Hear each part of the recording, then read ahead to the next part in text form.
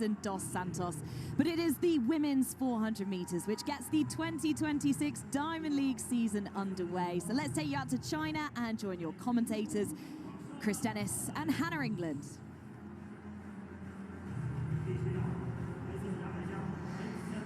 Nikisha Price still holds the Jamaican national record at 48.57. She set that winning the London Diamond League back in 2024, another World Champs finalist last year.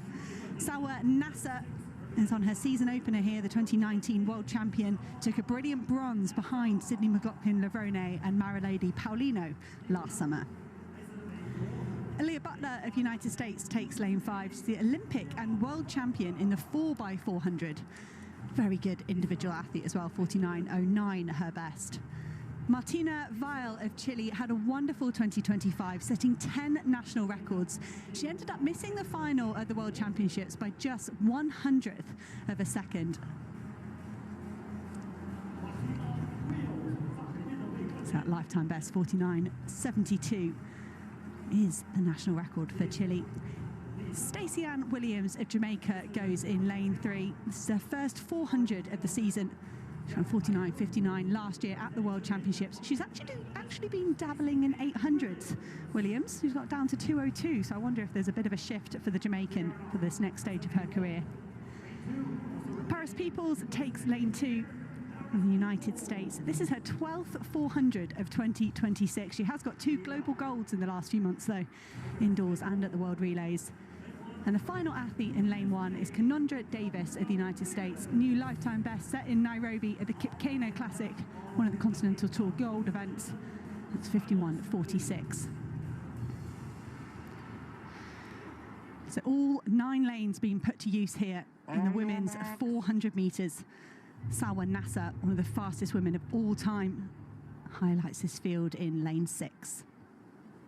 Meeting record currently 49.63 from Noveline Williams-Mills, all the way back in 2006. Nasser often starts fast in her season. Let's see what she's got today.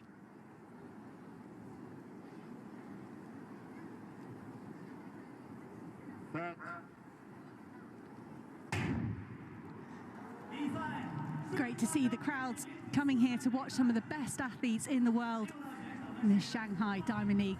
And Sade Williams has gone off incredibly fast out in lane 9. It's quite hard if you can't see all the other athletes around you. And at the moment, Williams has pulled away from Gomez. But Aaliyah Butler, these athletes at this point in the season, and Nikisha Price so often goes tearing off and is then vulnerable in the last 100 metres. But here in 2026, I think the American has flipped her tactics and they've paid off here. Well, what a race that was, and what a finish from Nikisha Price, who was just eating into Butler's lead metre by metre in the closing stages, and it was a photo finish. It didn't take long for the photo to come out with an official result. Price has been given it 49.75. The big surprise and disappointment really is Sawa Nasser. We're just, as you mentioned in commentary, so used to seeing her start the season really with a flyer, and she was nowhere. Well down the field, Butler. And that was the difference in the end. Picked off on the line. It was so well judged from Nikisha Price, and I mentioned that she's supremely talented. Sub-49 athlete, made that final in Tokyo. But to have a different way of running that as well, from what I normally see from Nikisha Price, was interesting and was impressive. People forget about the tactics in 400. You have to pace yourself absolutely perfectly. And Aaliyah Butler, it was brave, and she held on pretty well. But Nikisha Price, just with a superior finishing last 50 metres there to take the win by a tiny margin in the end, by just 300ths. Ladies and gentlemen, welcome back to the channel. This is the 2026 Diamond League in Shanghai, Kakao, which delivered an absolute drama, because what was just witnessed in the women's 400 meters was more than just a race. It was a statement, and for Team USA, it ended in a heartbreak. Coming into this event, the Americans were expected to control the race. The United States has always carried a reputation of dominance in the one last lap sprint. Powerful runners, aggressive race execution, and Price stayed patient.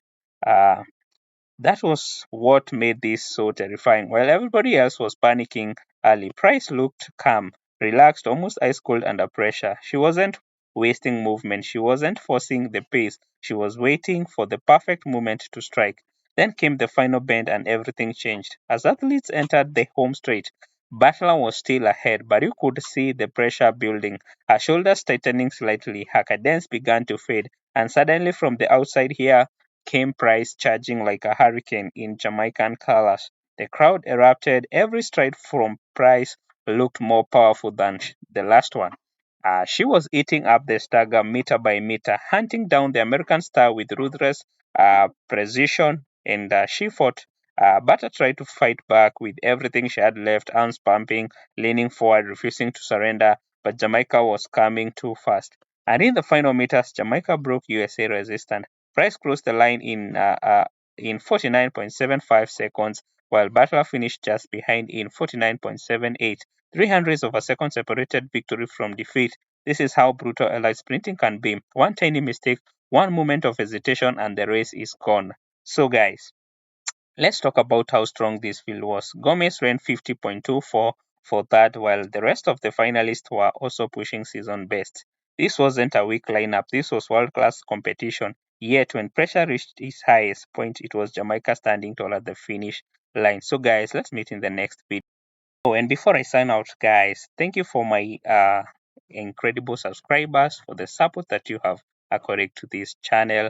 So we are on the road to 3,000 subscribers. If you have not subscribed to the channel, please consider to subscribe today. Hit the notification bell so that you'll always be notified every time I upload a video.